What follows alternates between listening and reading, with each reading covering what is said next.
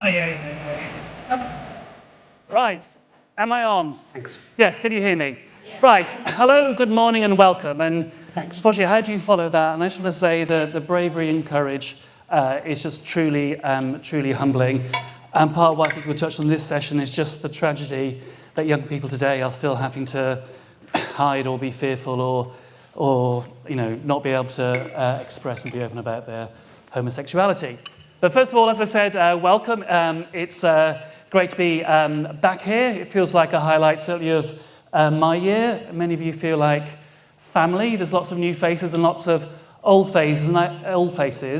But I think in terms of the context of what we're doing, as well as we're about to talk about some history, but I think the people in this room are making history. I think the Lesbian and Gay and Bisexual Alliance are restoring the same-sex attracted gay movement and bringing it back to ourselves. So I think we should all be very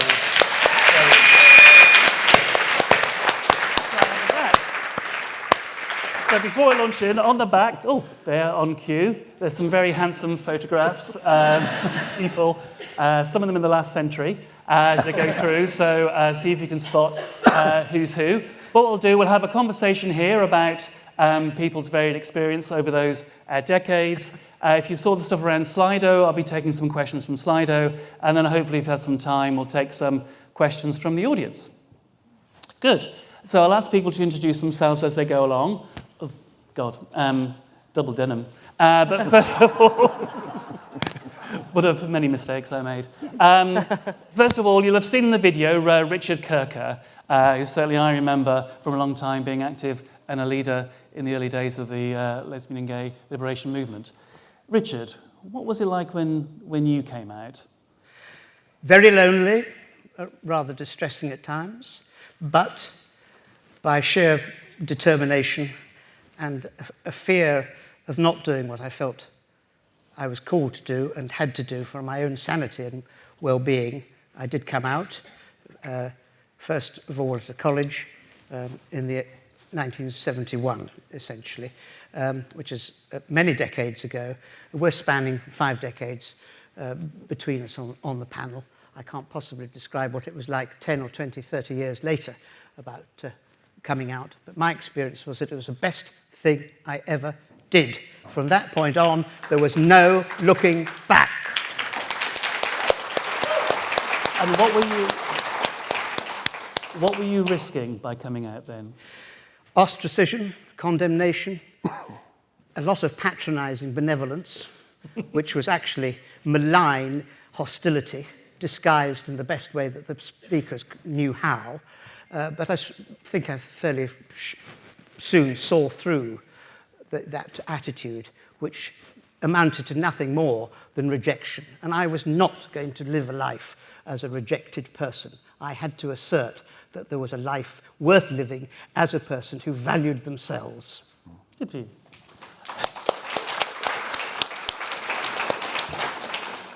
Frederick, coming to you. So you sort of came out in the 2010s, that's 50 years later. I know you were in San Francisco as a student.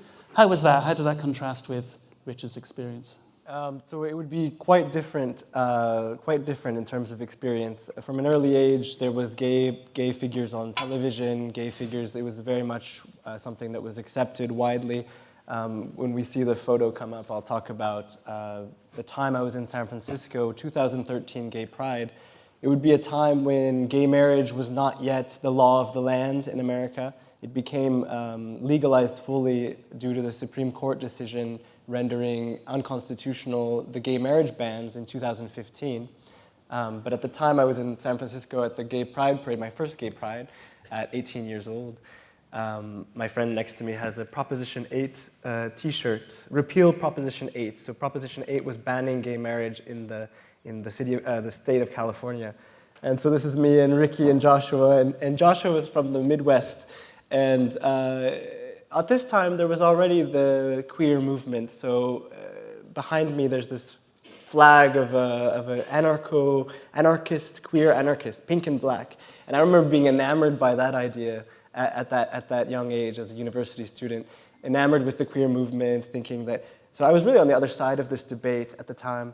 And so yeah, I think that, and I remember my friend Joshua, he told me, he said, he's from the Midwest, and he said, well, Frederick, I mean, these people are very unfriendly. Why do you want to follow them around? The queer anarchist, like, it really was. They just looked grim. The first Pride was a riot.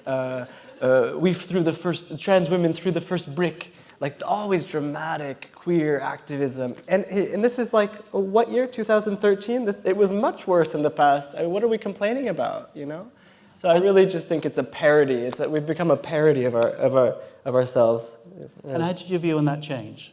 How did your view on that change? When did you start being a queer? Well, I have a friend, Rosie, a very good friend of mine, and she is a radical feminist. And you know, I don't like giving ideological labels to people, but she was influential because we would have these hot tub conversations, very West Coast idea, and. I just remember, I don't know if you know the concept of Occam's razor. It's the idea that the most logical, easy answer is sometimes the correct one.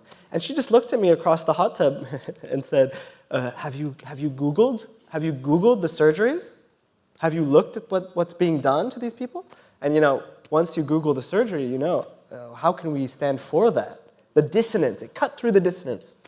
Okay, so that's how that happened. Right. Richard, you came out in the best decade, obviously, the 80s, and like me, you were in the northwest of England at the time. Not so many hot tubs, I don't think. You were going to the wrong clubs. Oh. I know that now. Anyway, Richard, there was a lot going on in gay life then, and what was your experience? So I left suburban Surrey with the words of my mother, who was a nurse, ringing in my ear, going, "Whatever you do, wear a condom. There's something out there that is grim and killing people. So you've got to look after yourself." And I tipped up in Manchester in 1983. It was the Cold War. It was the miners' strike. The IRA had just bombed the Brighton Grand. And it was the most extraordinarily, I don't want to use the word exciting, but challenging political environment for all of us. And I know there's probably a lot of people here who came out during the 1980s. So what I'd say is, you know, I'm proud to be Gen X, and the determination to see change. But when you're confronted with that sort of scenario where the age of consent is 21, and you've got the threat of a disease that could potentially kill you, and you don't know how it's transmitted, and you don't know what's going on, I did not know what to do for 2 years. And I just sat there like a trapped rabbit going, I'll be illegal if I do this, and if I do this, I might die. And I know that's a conundrum that many gay men faced back in the early and mid-1980s. And actually, I'm really pleased, actually. I've got a friend here who I met in my very first week at Manchester University, and he's here today. And he was, you know, super supportive in everything that we had tried to achieve. But on a personal note, I just want to say, if you'd have said to the 18-year-old Richard that in 40 years' time precisely, you would be standing on a stage celebrating your 10th wedding anniversary today.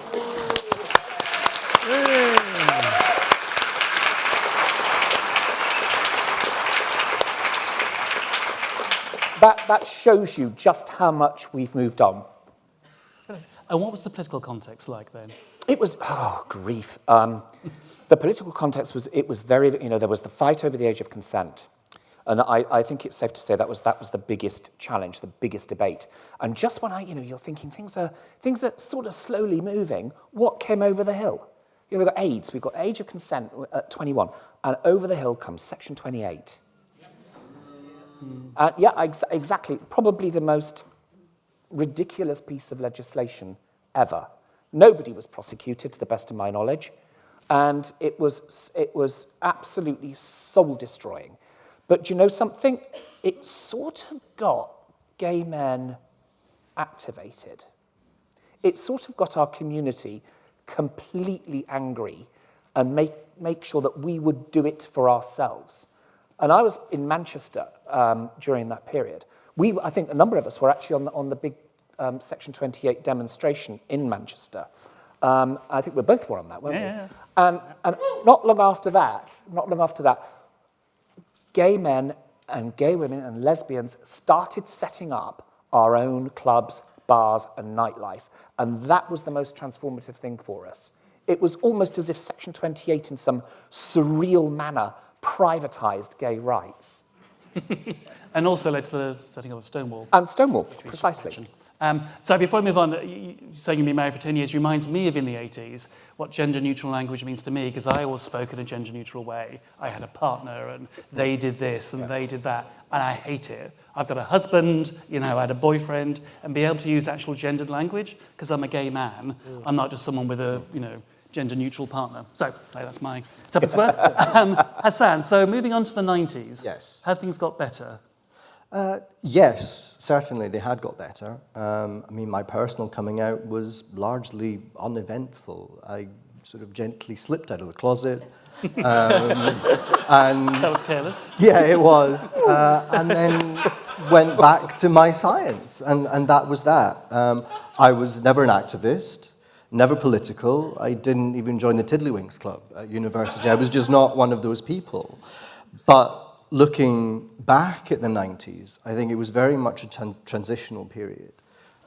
We were just coming off the back of the AIDS crisis. It was still very much in people's minds.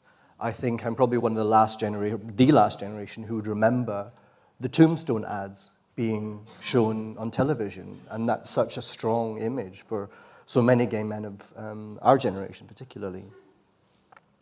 So we certainly didn't have any of the vocabulary that we have now around gender. That whole concept didn't exist. The rights that we currently enjoy were we barely conceived of. Getting a mortgage with a partner, getting insurance were the things that concerned us. The age of consent had only just been reduced to 18 in 94. I came out in 95, 96.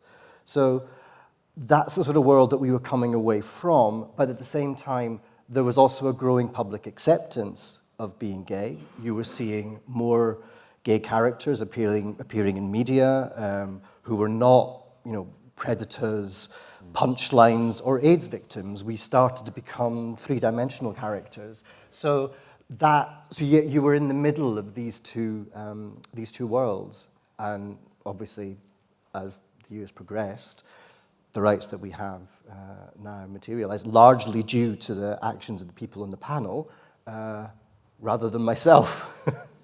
Good, so turning to some of the Slido questions, and a very popular one coming through is about the sort of TQIA and the relevance of that. And does anyone here object to being called queer? Yes. Yes. But, Richard, unfortunately, one of the photos there of me, I'm standing in front of a queer man. It was different back then. But Richard, so what's your relation to the word queer? I mean, going back to the 80s, but also since then. I absolutely bloody hate it.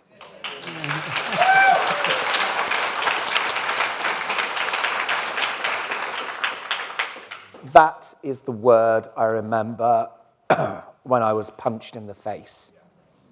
And I don't comprehend this desire to reclaim words. They were offensive then, and they are offensive now.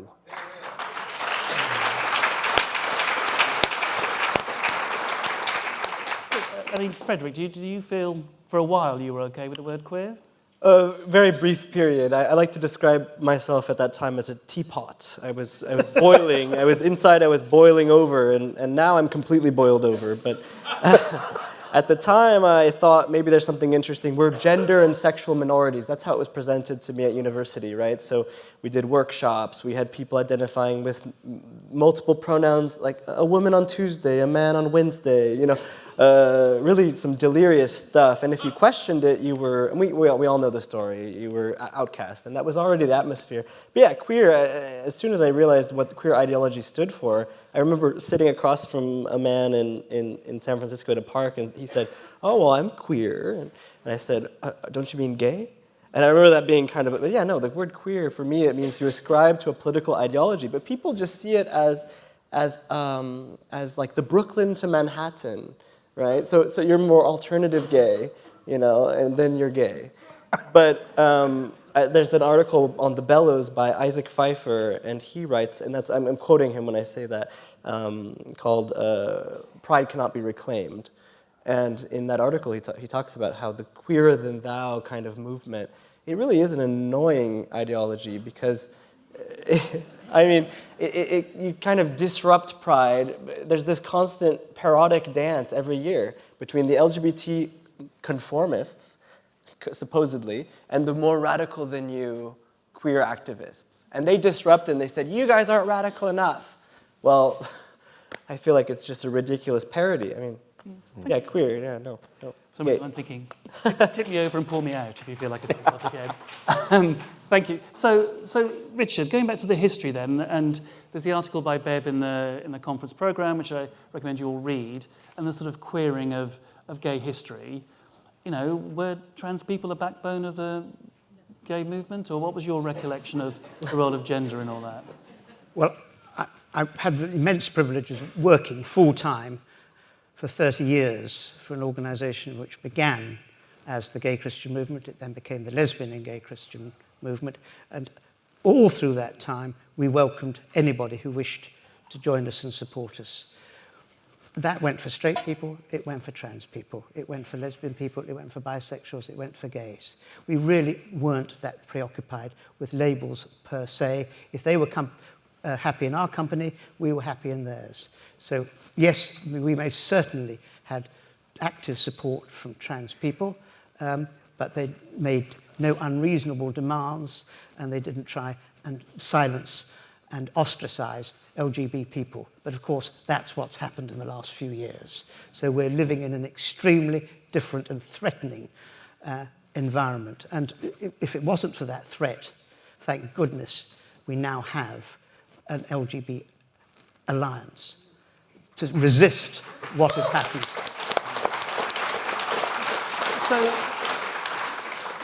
So what are the implications or risks of the sort of gender ideology, as we like to call it, Hassan? And I mean, I think from the sort of before, were the 90s a bit of a sweet spot after Section 28 and before gender ideology? Yes, I think I would agree with that. I mean, when was Section 28 repealed? It was probably the late 90s, I think. 2001, I think. So it was still, well, certainly I went to school with Section 28, but as I said earlier, the whole concept of gender identity just wasn't part of the public consciousness. Of course, there were the odd few men who would appear in nylon wigs and dresses at the corners of gay bars, and we largely accepted them because we sort of felt a little bit sorry for them. They weren't they had nothing to do with us, but we gave them somewhere safe to go. I mean, we all remember them, but that was it. Most of them knew exactly what they were. They weren't trying to pretend to be anything other than men who like to slip on a frock every now and again. And how would it have impacted on you? Do you think gender ideology would have, if you'd been coming out 10 years later? Vastly. I mean, you may have noticed that there are no pictures of me up there, and that's partly because I got them in late, but but also because I don't have any.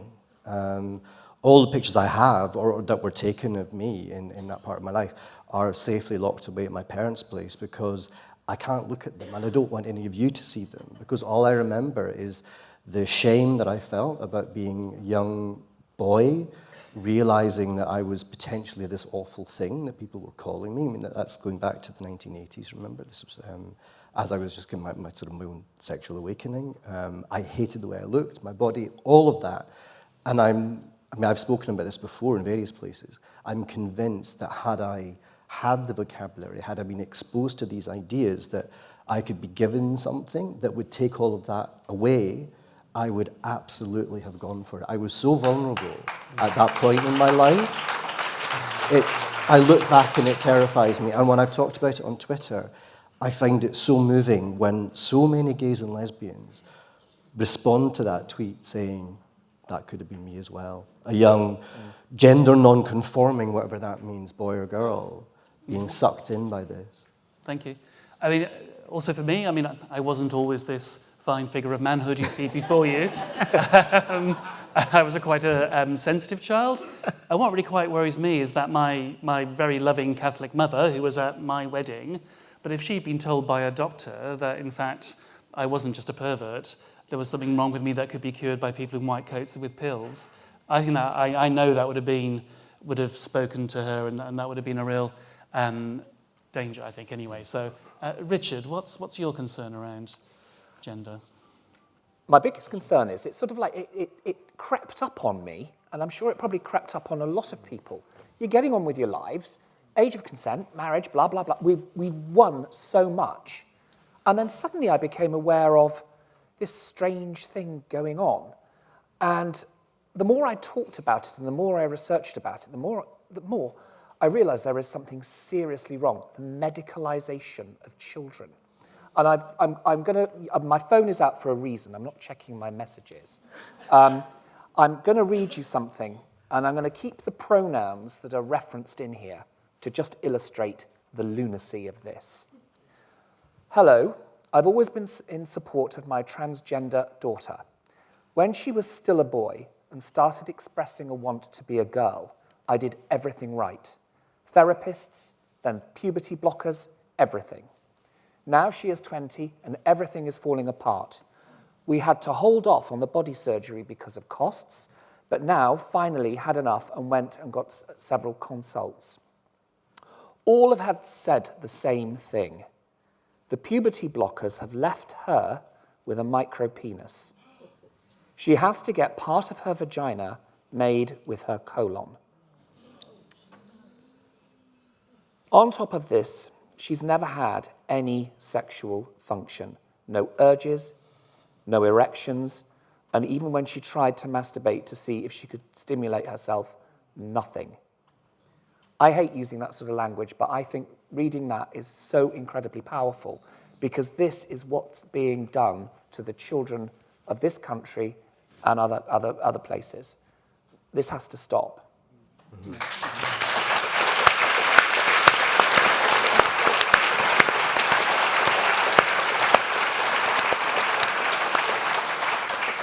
Thank you, Richard. That was, I'm sure, very uncomfortable to read and to listen to. But part of what's happening now is this kind of fantasy sphere that exists, where language sort of overtakes reality. Another thing I know about, being a gay man, there's a reason why I was a gay man. It wasn't something I intellectualized. It was something I couldn't avoid. And I'm curious, Frederick, we may not be able to answer this, but young gay men today, are they being pressured to having sex with trans men? Are they attracted to trans men? Do they just say it, or is it actually how it is? Well, I heard some yeses from the audience. So, personally, I have never felt this pressure. I do think it's more of a phenomenon for lesbians. I personally haven't seen that many trans men, I don't want to even use that language, women who think they're men trying to flirt with me. They know it would go nowhere. Oh, yeah. But for gay men, I think for young gay men, there is a deafening silence on this issue. Is it because people are afraid to speak out? Is it because people maybe don't want to wade into a debate, which we're always told, oh, it's much more complicated than you could understand. My identity is a multifaceted, navel-gazing telescope of mystery. Okay, yeah. It's definitely a debate that most people don't want to wade into, I think. And I think also people kind of see it as drama. It's like, take your popcorn and watch this horrific fight between the TERFs and the trans, and it's like a garbage fire. It's like and it really is horrific, though. I mean, what we just heard is actually happening, and according to Reuters journalism, in America, it's 40,000 per year of children who are being diagnosed with gender dysphoria. How many of those children go on puberty blockers? How many will no longer have sexual function? How many of them, it's usually a lot smaller number, will have mutilating surgery on their genitals? How many will have and it's usually a higher number, a double mastectomy? It's carnage, medical carnage. It's Frankenstein. Mary Shelley warned us about this kind of nonsense. It's absolutely horrifying, and I don't know what went wrong. I mean, I'd like to ask Richard Kirker this. Did you ever think that chemical castration, obviously Alan Turing was chemically castrated for, but did we ever think that the brief period of the 90s would end and that we'd have full legal equality and yet children mutilated? Well, who could have envisaged it? The only people who began to incubate this idea in their own minds and unleashed it on an unsuspecting population were those who were looking for their jobs and their funding, what would happen after equality was thought to have been achieved. And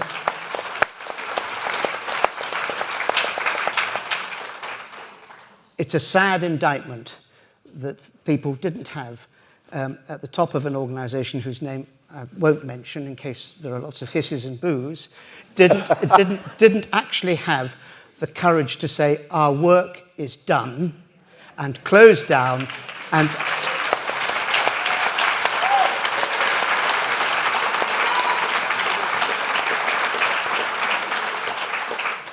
that being said, because I wish to be as kind as possible, it's a fault which many charities make.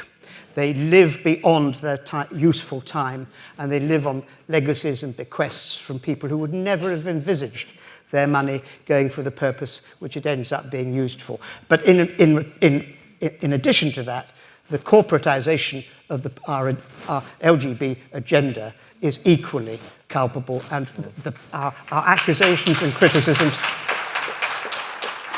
should be aimed at big business. I'm sorry to say that, because the last time, well, not quite the last time, that I came into this magnificent conference centre, we didn't have to pay a penny to get in. I completely understand why the Alliance has to charge for us to come in, but there's one main reason why they do. Because you cannot see one large corporate entity here bankrolling the conference.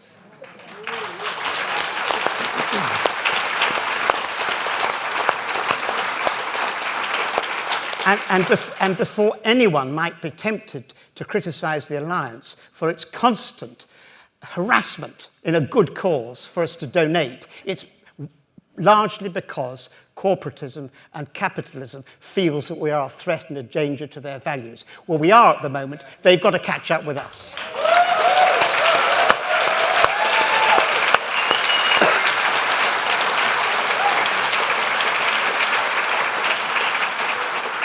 Thank you. I mean, just to say, if there are any corporate sponsors watching online,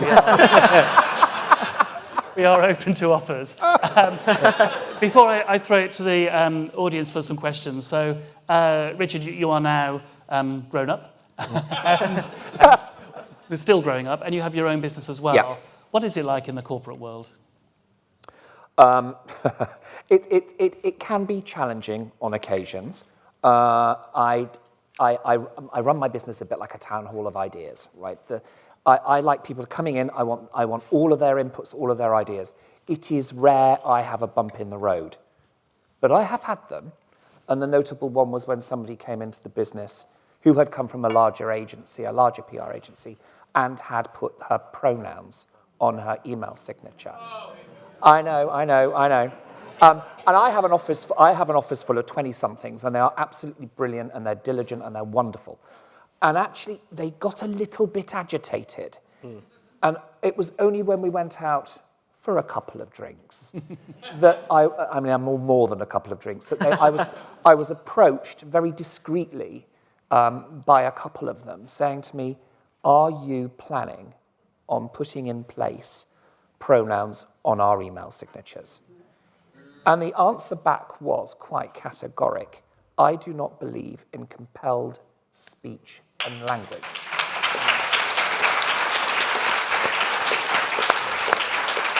And as a result, ironically, 1 year on, no one in my business has got a pronoun on their email signature. And I would urge anybody in here in the business world, use that term, compelled language, because that is what the T and the Q and the A and the plus are trying to do. Yeah. The fact that I'm gay doesn't mean you don't need to change anything.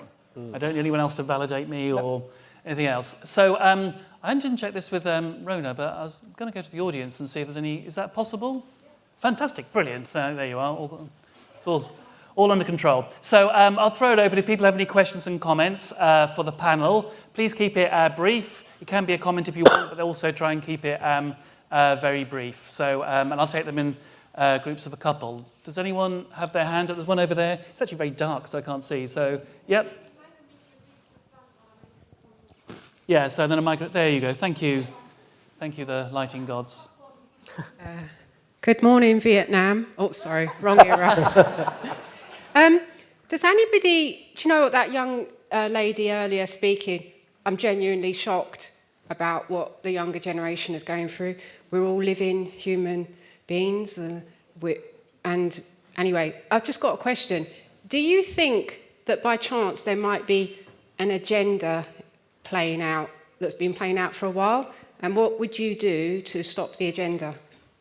Great, thank you. I'll take another one. And if there's one roving mic, or you can come to the front, to that microphone there. There's one chap back there in the middle row.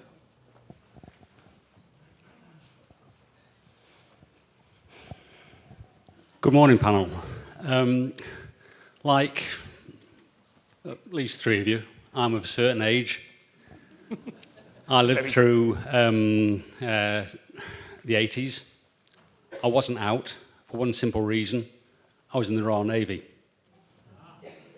where it's illegal until 2000 to be gay and in the forces. Within that time, I witnessed, obviously, the AIDS crisis and the gradual acceptance. But 40 years ago, just over 40 years ago, there was a great movement, who many in here will remember, LGSM, Lesbian and Gay Support the Minors. Yay. Thanks to them, Arthur Scargill persuaded the TUC to start accepting gays and lesbian sexuality. And yes, it took a long time, but eventually the Labour Party was persuaded to bring in equality, the equality laws. What has happened to the TUC and the Labour Party now?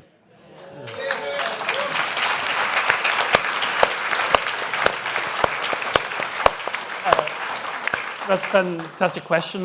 There's no representative of the Labour Party on the panel. I'll come back to that in a minute. But first, Richard, you mentioned being in the Royal Navy. You were in the forces, but you were you were in the clergy or seeking to be in the clergy.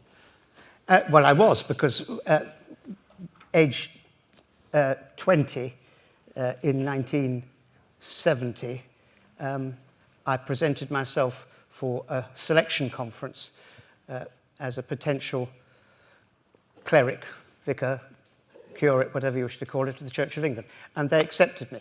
A very wise decision, of course. I was the perfect candidate in many ways, apart from the fact that it was actually the last occasion on which, at any formal interview or in public, I denied the truth about myself. So to that extent, it was a watershed experience.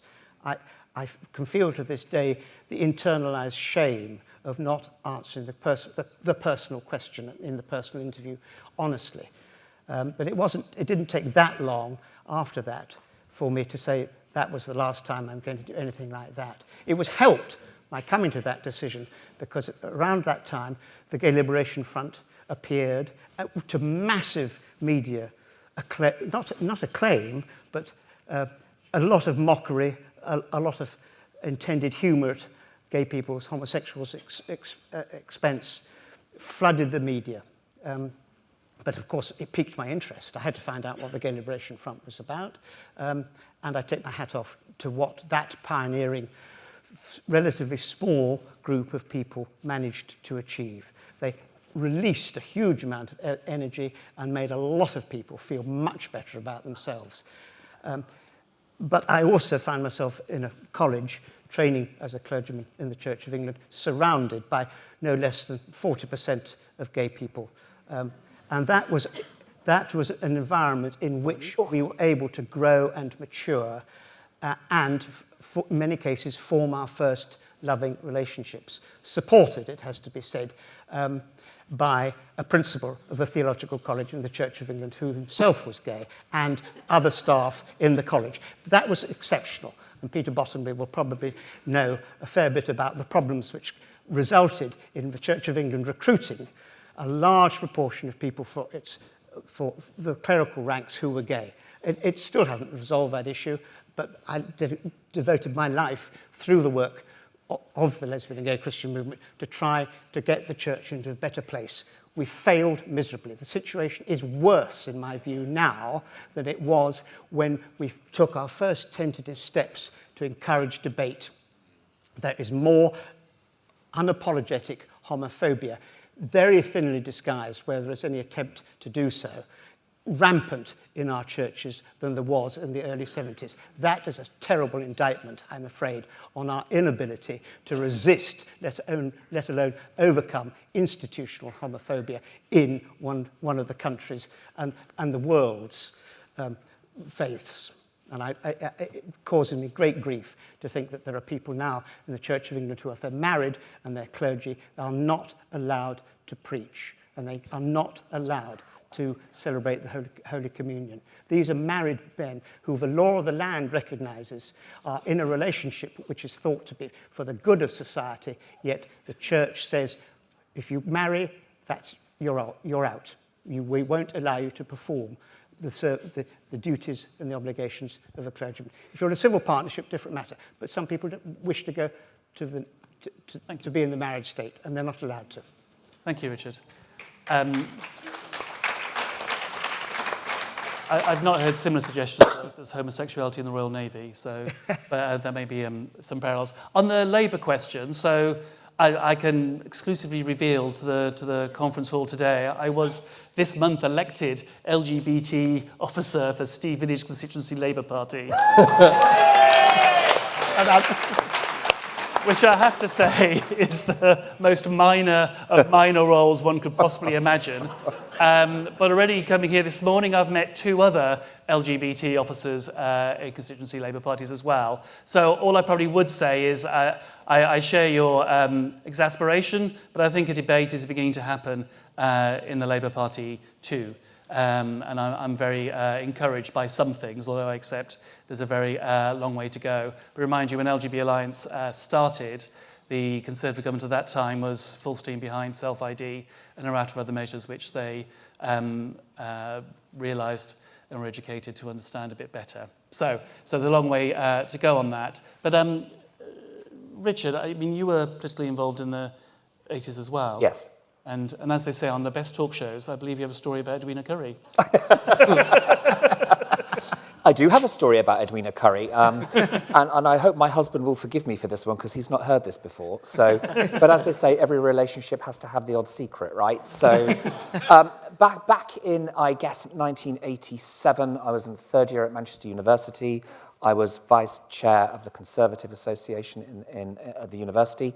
Our guest speaker was the then health minister, Edwina Currie. And it was, the government were being very, very quiet about what the education campaign was going to be around the AIDS crisis. It hadn't launched, and I was really agitated because I really wanted to know what was going on. And I guess like everybody who's politically active, might as well take action in your own right. But in this instance, it was organised beforehand. Edwina had been briefed that I would stand up, complain, walk off the stage in protest at the god-awful thing the government wasn't doing, and that she would be flustered. And then actually after that, I would be briefed. So I stood up, made my demonstration, made my protest, ran into the green room going, oh my God, what the hell have I just done? And 20 minutes in wanders Edwina. Huge demonstrations on the campus in Manchester, and for those of you who don't know the layout of it, there's an arts faculty with lots of stairs and steps and all sorts of things.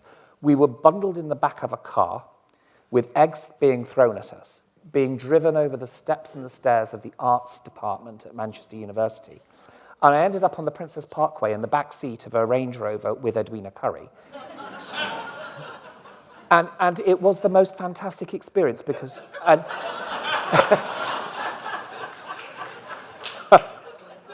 I'm no John Major, I can assure you. But what was absolutely thrilling about it was that she was being incredibly open, and she detailed exactly what the government was doing and the detailed work that was being doing, and she knew why I was angry. And at the end of the journey, I ended up in Altrincham. She gave me 20 quid, said, get yourself a taxi back to Manchester and do me a favour, Richard. Go and brief your student newspaper. We are doing something. And so I did. That's exactly what I did. The only thing I didn't do, in fact, was give Edwina Currie back her 20 quid. But hey, I guess there's time for that. Fantastic. Thank you. Thank you very much, Richard.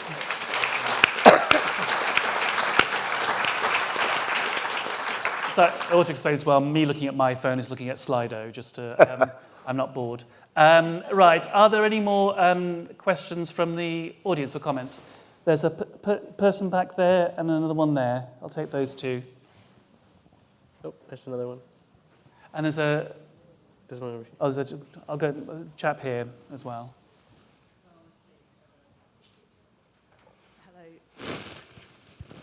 Hello? Yeah, okay.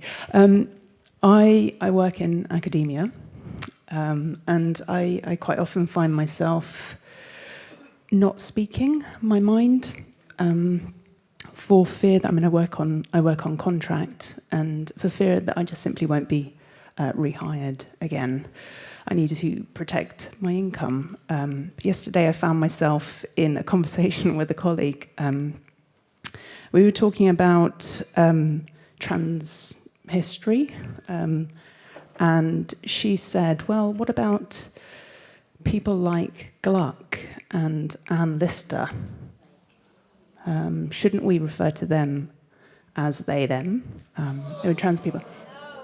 I mean, talk about a teapot bubbling over. I mean, I feel it all the time inside. But I found myself really pushing back quite hard on that because I was so pissed off. And I wondered whether the panel had any thoughts on the transing of lesbian and gay history. I'm sure they will. There was another person I saw back there, I think, sorry, in the middle. I don't know, could you come to this microphone? Would you mind? Hope you're not shy, but after that person. Thank you. Thank you. As a lesbian feminist, I've been working on this issue since early 1970s. We've talked about all the things that we gained. It took us years and years and years. It was a whole generation's worth of work to get where we were, and we've lost quite a lot quite quickly. What made gender ideology able to take over so damn fast? Very good question. Hello there. I work for one of the big four audit companies, and the question I have really is around the policies that they adopt. At the moment, for instance, the policy they have in relation to trans people is that in consultation with the HR department, they can choose which toilet facilities to use. Please note that no one else working for the company is allowed a say in this. And in a company that employs disproportionately large people from Africa and from Muslim nations, women who choose not to use the lavatories as a result of this.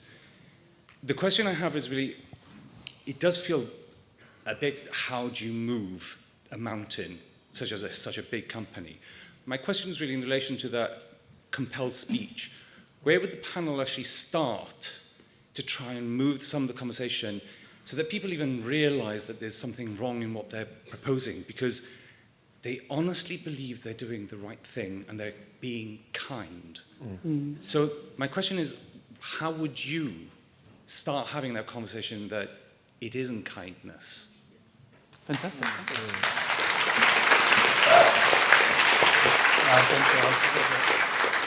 I'll come back to, well, this is the last round. I'll take one more then, and then...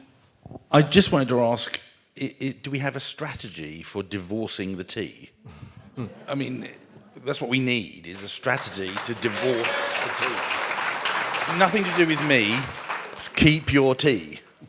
I don't remember the proposal myself, but so I'll put that. There's a number of questions there. I mean, just on the first one, I mean, there were other young people, younger people as well, we spoke to about having on this panel, but the degree of fear often that there may be reprisals. And one of the things I think, for example, at my relatively young age, but I do feel I'm established of my career, I'm less concerned about being cancelled and so on. And I think for younger people, sometimes the risks are a lot more.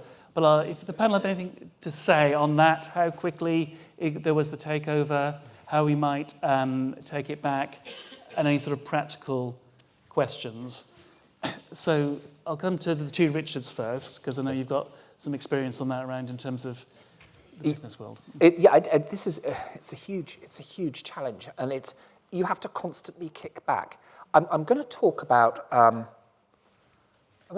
my industry association. One of our industry rags decided it was going to run an annual gender pay gap research exercise. And when the questionnaire came through, it was looking at the gender pay gap, so it was average of the male employees' salaries, the average of the female salaries, and the average of the non-binary salaries. At which point the editor got a very swift rebuke from me, because what utter nonsense. It's just unbelievable. And I think all of us, and I know it is challenging, but it certainly, you have to push back. And you have to push back. Actually, you raised a really important word there, with kindness. You don't want to be necessarily seen as utterly objectionable and want to stop something. But there are logical reasons why you don't want to why things you don't do them. So, for example, the issue of allowing a man into a woman's bathroom, it's utterly unbelievable. And there is nowhere, to the best of my knowledge, and I'm probably going to be corrected, but there is nowhere in the Equality Act that says that should be allowed to happen.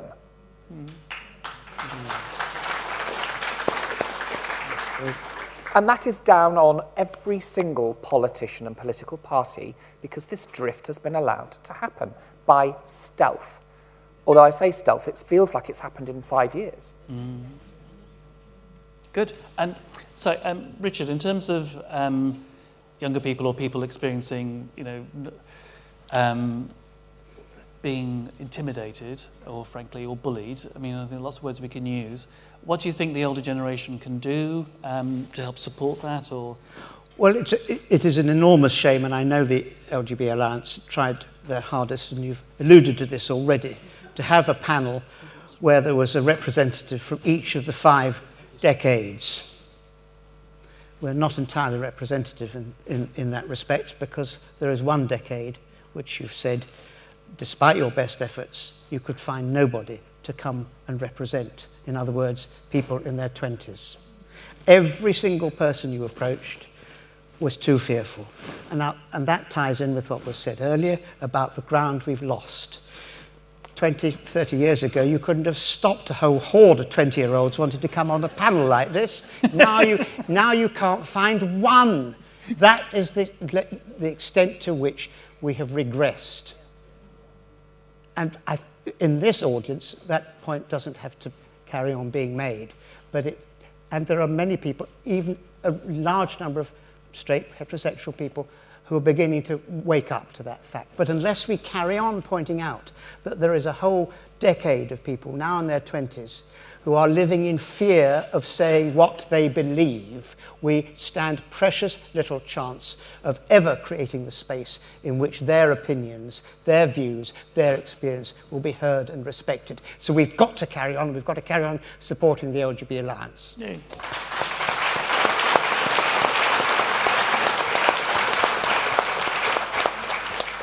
And Frederick, the last in this round, the history. How do we reclaim our history? I wanted to address this topic. We often hear anachronistic historical revisionism on the part of the trans movement, the idea that non-binary identity has existed since the beginning of time, the idea that yes, our identities, our gender identities have existed since the dawn of time. That the Emperor Elagabalus was a trans woman in a male body. No, he was just completely insane and wanted to self-castrate.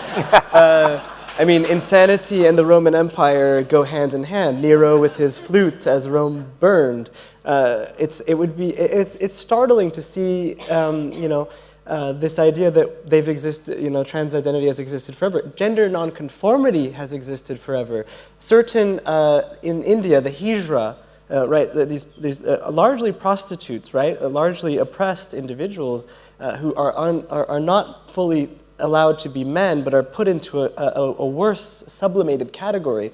The Badachi in Native American societies, Two-Spirit is not trans-identified. It's not a queer identity. The historical revisionism is absolutely reprehensible. I think that we have to take that into account. And I mean, I'd like to also talk about the transing of the Stonewall moment. It was true that drag queens participated in the Stonewall movement, but it would be wrong to say that we credit all our movement to the trans identity, right? Yeah, thank you. I mean, to the younger people, in the audience, I hope if you live long enough, you don't hear events that you were actually at recounted in a way that you literally do not recognise. It is very disturbing. But unfortunately, anyway, we have run out of time. I shall put one more question to the panel in closing, which I think speaks to the last person's question there around divorcing the TQ. But what should we do? Do we reclaim it? Do we leave it? Do we reshape it? And I'd like to encapsulate that question by the one, do you go on Pride? Should we go on Pride? And Hassan, start with you. Will you be at Pride and should we be at Pride? Well, I mean, we should, although Pride as it's now realised is... Sorry, had I fallen down? We should go on Pride, but Pride as it's now instituted is largely a corporate affair and has been taken over by the TQIA+. We are unwelcome. I mean, personally, I've never been to Pride. I have to say, I mean, I'm a bad gay. I wasn't an activist, not political, and it just didn't occur to me. It really wasn't until in my mid-40s that I found myself suddenly becoming an activist when I became aware of the creeping concept of gender. And it was two things that drew me into this, particularly. One was, I'm a scientist by background, and the preeminent scientific journal Nature published an article about outcomes in cystic fibrosis patients. It was a meta-analysis that a group had done. And their results were that there was a significant, by which I mean statistically significant, difference in these outcomes.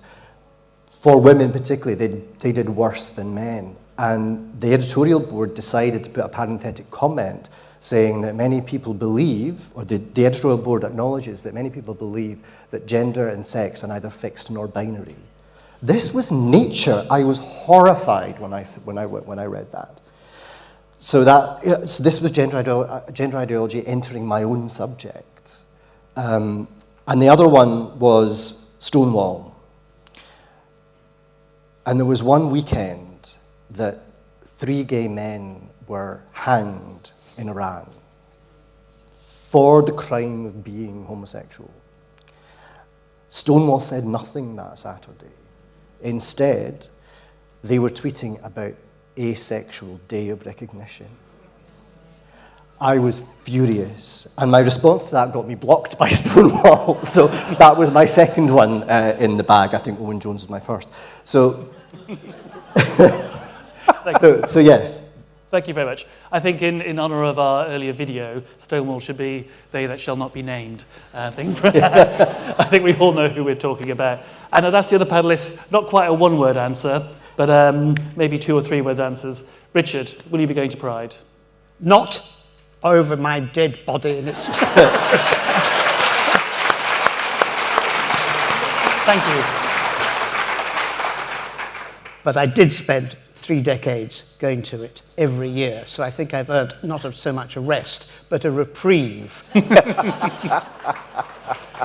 Frederick, will you be going to Pride? Yes, absolutely. I have never missed a gay pride since I came out of the closet, and so I will be at Pride every year. I see it as a party. I don't see why we should relinquish the Saturnalia of the gay pride parade. I mean, this is absolutely something that is our right to be there, and we can be gender critical, we can have whatever opinion we want. This is our movement that we built over the decades, as we've seen. Yeah, I've never missed a Pride. I will continue going to Pride. I see it as a necessary reprieve and a necessary festivity. Good. I'd love to go to a Pride that had the word gay in front of it as well. Richard, finally, will you be going to Pride? Last Pride I went to was Brighton. It was pre-COVID, and I think we both went because we wanted to see the Pet Shop Boys. And, and you can't get gayer than that, quite frankly. But actually, what is disappointing is when you see the floats go by and you see the Marks and Spencer's Pride BLT sandwiches on sale, and you see the insurance companies and the house builders and all the rest of it.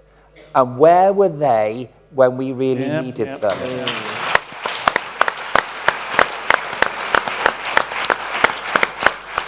And Richard, where are they for the people who really need them now in parts of the world where they don't put rainbows on their thing? And the worst one, sorry, I will say the one I saw was that Wix one, which was no LGB without the T. Yeah. You're a hardware shop. I mean, you know. Please, anyway, on that note, I'd like to thank our panel for coming today and sharing their views with us. So thank you all very much. Thank you.